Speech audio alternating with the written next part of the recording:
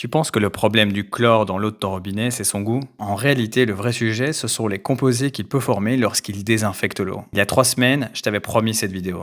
La voici. Comme on l'a déjà vu, le chlore est là pour désinfecter l'eau. Mais lorsqu'il réagit avec de la matière organique naturelle, comme des feuilles, des végétaux ou de l'humus, certaines réactions chimiques forment des sous-produits de désinfection. Les plus connus sont les THM, des trihallométhanes. Et si ces composés sont surveillés, avec une limite européenne fixée à 100 microgrammes par litre pour la somme des 4 principaux THM, ce n'est pas pour leur goût. C'est notamment parce que le chloroforme est classé peut-être cancérogène pour l'homme par le Centre international de recherche sur le cancer. La formation de THM augmente notamment avec la température, mais aussi avec le temps que l'eau passe dans le réseau, et bien sûr la quantité de matière organique présente. C'est pourquoi les concentrations peuvent être plus élevées en été et dans certaines zones en bout de réseau. Par contre, il y a une bonne nouvelle.